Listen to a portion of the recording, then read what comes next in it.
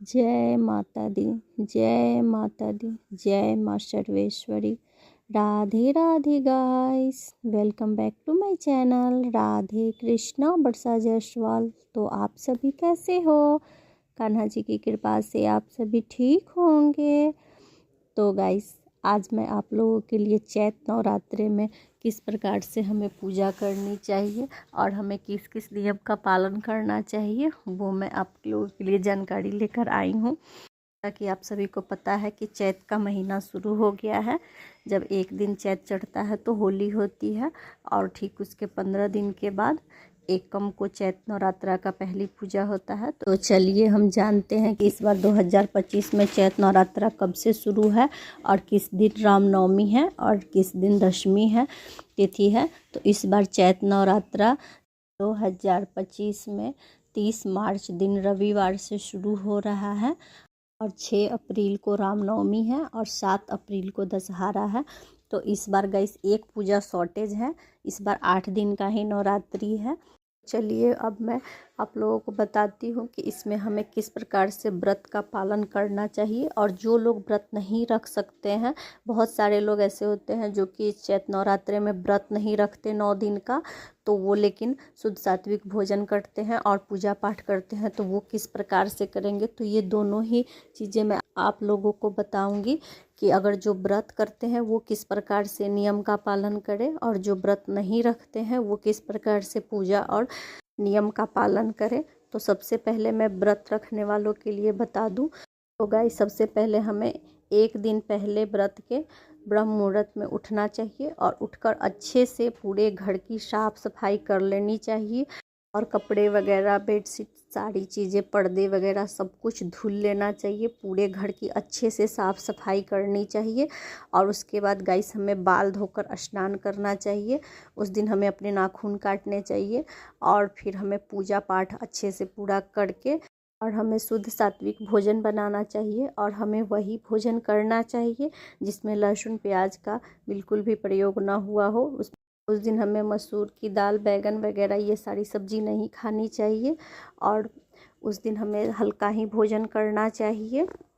के बाद गाइस हमें अपने मंदिर की अच्छे से साफ़ सफाई कर लेनी चाहिए। एक दिन पहले ही ये काम हमें कर लेना चाहिए। अच्छे से हमें अपने पूरे मंदिर की और पूरे घर की साफ़ सफाई करनी चाहिए और उसी दिन गाइस पूजा की जितनी भी सामग्री होती है वो सारी सामग्री को एक जगह एकत्रित कर ले और सबको व्यवस्थित कर ले। नहीं तो दुर्गा पूजा में पूजा काफ़ी लंबी होती है और सामान अस्त व्यस्त रहता है तो पूजा करने में हमें मन नहीं लगता है। तो इसलिए हमें सारे सामान को एकत्रित कर लेना चाहिए एक जगह। और गाइस, माता रानी के लिए हमें नए वस्त्र मंगा लेने चाहिए। अगर आपके पास फ़ोटो हो तो आप माता रानी के लिए नई चुनरी और माला मंगवा लें और अगर आपके पास विग्रह हो तो आप माता रानी के लिए अगर वस्त्र बनाती हो तो वो पहले से ही आप बना कर रख लें। नहीं तो अगर आप रेडीमेड मंगाती हो तो वो भी मंगा कर आप पहले से ही सारी चीज़ों को व्यवस्थित कर लें और सब कुछ सामने रख ले ताकि पूजा करने में कल होकर के आपको आसानी होगी। गाइस, अगर आप व्रत रखती हैं तो आपको अपने लिए भी नई वस्त्र बनाने चाहिए और नई चूड़ी पहननी चाहिए उस दिन, व्रत के दिन। और वही वस्त्र पहनकर आप 9 दिन तक पूजा करें और पूजा करने के बाद उस वस्त्र को उतार कर रख दें और फिर दूसरा वस्त्र पहन लें और इसी तरह से 9 दिन। या फिर आप 2 वस्त्र अगर बनाना चाहते हैं तो आप वो भी बना सकते हैं। तो एक वस्त्र को आप धुल लें, फिर कल होकर दूसरा वस्त्र पहने, फिर उसको धुल कर पसार दे तो फिर कल होकर के दूसरा वस्त्र पहन। तो आप 2 वस्त्र भी बना सकते हैं और आप चाहें तो एक वस्त्र भी बना सकते हैं। तो जो व्रत रखते हैं उनके लिए नए वस्त्र बनाना ज़रूरी होता है, लेकिन बहुत ज़रूरी नहीं है। अगर आपके पास नहीं हो तो शुद्ध वस्त्र आप पहन सकते हैं। उसको अच्छे से धुल लें, धुल कर पहले से ही उस वस्त्र को आप तैयार करके रखें और आप वो भी वस्त्र पहनकर पूजा कर सकते हैं। और गाइस, पूजा से एक दिन पहले ही हमें बाल धोकर स्नान कर लेना चाहिए, शैम्पू वगैरह कर लेना चाहिए। 9 दिन व्रत में हमें बाल अपने नहीं धोने चाहिए, बिल्कुल भी बाल ना धोएं, नाखून ना काटें व्रत के बीच में। गाइस, जैसा कि आप सभी को पता है कि इस बार नवरात्रि रविवार से शुरू हो रही है तो एक दिन पहले शनिवार होगा।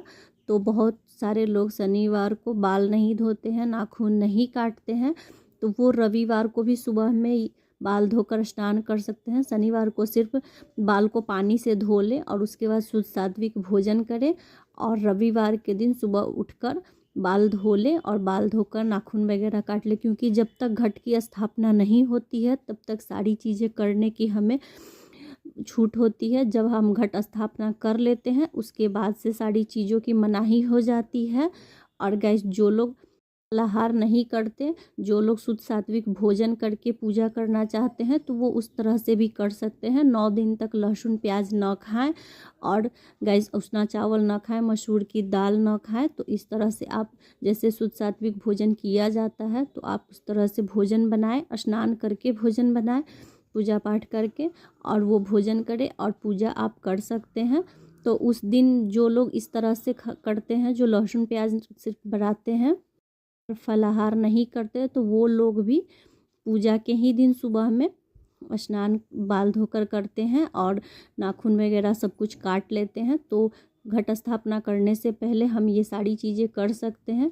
और जिन लोगों का मन हो तो वो शनिवार को भी कर सकते हैं, क्योंकि वार से बड़ा त्यौहार होता है, तो त्यौहार की महत्व बढ़ जाती है। तो इसलिए आप चाहें तो शनिवार को कर सकते हैं, और नहीं चाहें तो आप रविवार को भी कर सकते हैं। तो मैं दोनों ही बातें आप लोगों को बता दी हूँ। आपकी जैसी इच्छा हो और आपके घर में जिस तरह से परंपरा हो, तो आप उस तरह से कर सकते हैं। ये मैं पूजा से एक दिन पहले हमें किस प्रकार से करनी चाहिए वो सारी बातें मैं आप लोगों को बताई हूँ।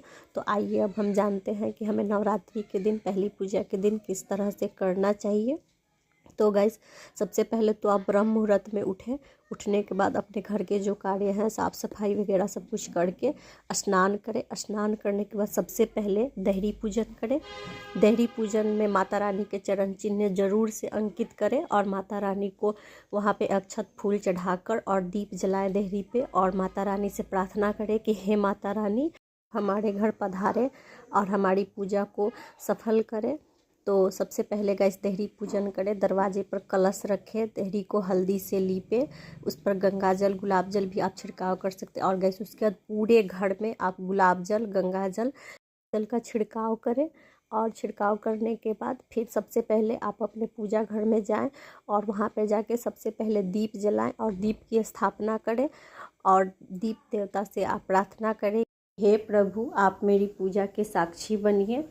और सबसे पहले दीप की स्थापना करें। उसके बाद जो आप नियमित पूजा करते हैं, अगर आपके घर में विग्रह हो, लड्डू गोपाल हो, तो आप उनको उठाएं, उनको जिस तरह से जो भी आप पूजा सेवा करते हैं वो सब कुछ करें।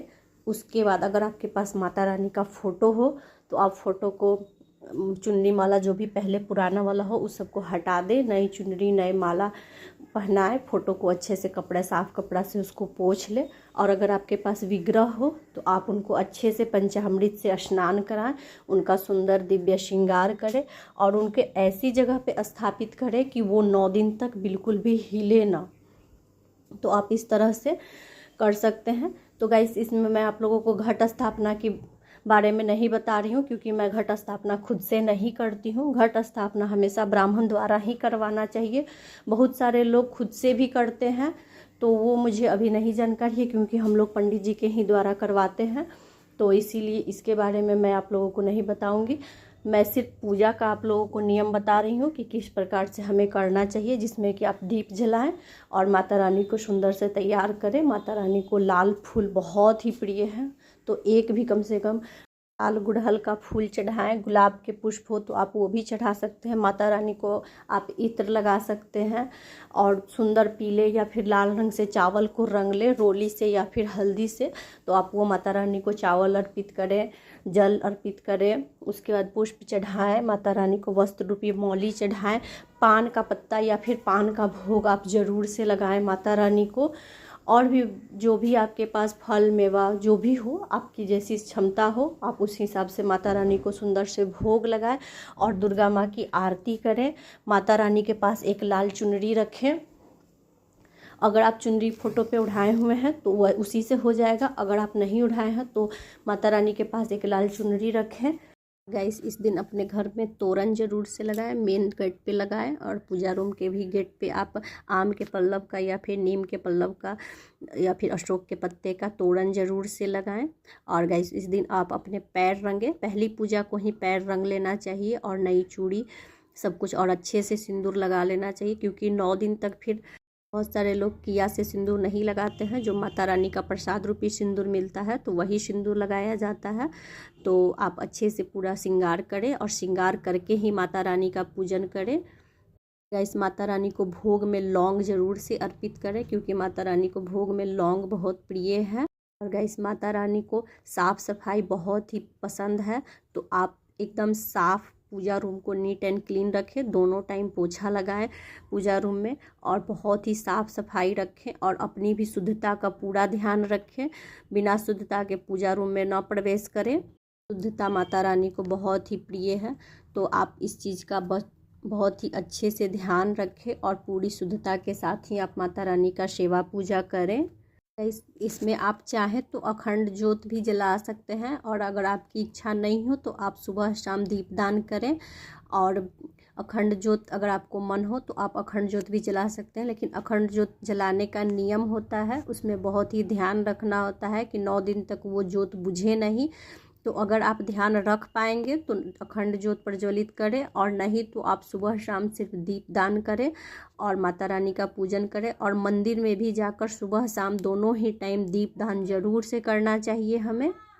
और गाइस अगर आपके पास सरस्वती माता, पार्वती माता, लक्ष्मी माता इन सब का भी फोटो हो या फिर विग्रह हो तो आप उनको भी नए वस्त्र धारण कराएं, उनका भी पहली पूजा के दिन स्नान कराएं।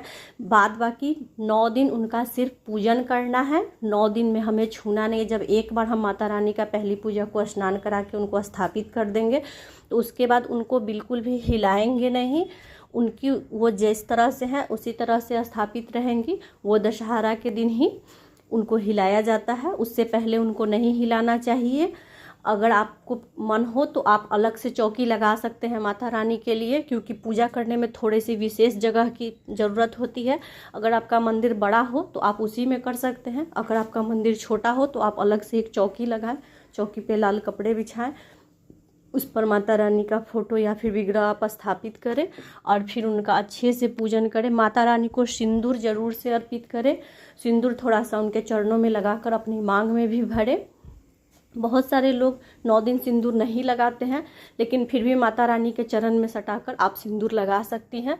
भले ही आप किया से न लगाएं, लेकिन माता रानी के चरणों में सिंदूर सटाकर वो सिंदूर आप प्रसाद रूपी लगा सकती हैं, उसमें कोई दिक्कत नहीं है। और गाइस कुछ लोग पहली पूजा को ही माता रानी को चुनरी, श्रृंगार का सामान, ये सारी चीज़ें अर्पित करते हैं, और सप्तमी या फिर अष्टमी या फिर नवमी को खोइचा भरते हैं माता रानी का।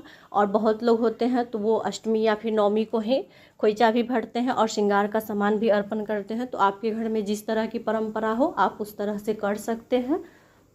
इस माता रानी को दोनों टाइम भोग लगाएं, दोनों टाइम उनका सुंदर आरती करें। और आरती गाइस जल्दी जल्दी नहीं करना चाहिए, बहुत ही प्रेम से और भाव से गाना चाहिए आरती को। माता रानी का चालीसा पढ़ें, माता रानी का आप जाप कर सकते हैं। तो बहुत सारे मंत्र आते हैं माता रानी के, तो आप कोई भी एक मंत्र जाप कर सकती हैं।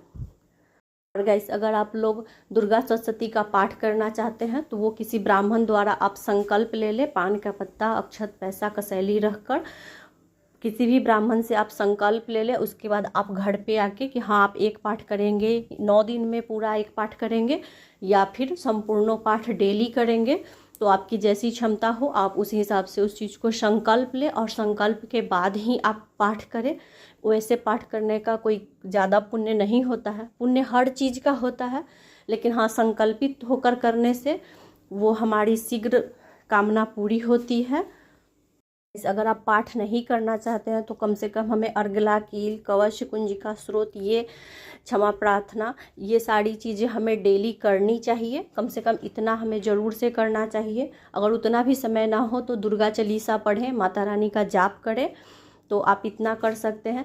और गाइस सुबह शाम हमें स्नान करके ही माता रानी का पूजन करना चाहिए। अगर कोई तबीयत के कारण असमर्थ हो तो उसके लिए दोष नहीं है, लेकिन अगर कोई सब तरह से ठीक है तो उसको स्नान करके और स्वच्छ वस्त्र पहन के ही पूजा करना चाहिए। ऐसा नहीं कि जो वस्त्र हम पहने हैं फिर उस वस्त्र को उतार के रख दिए और फिर वही वस्त्र पहन लिए, उस तरह से माता रानी का पूजा नहीं करना चाहिए।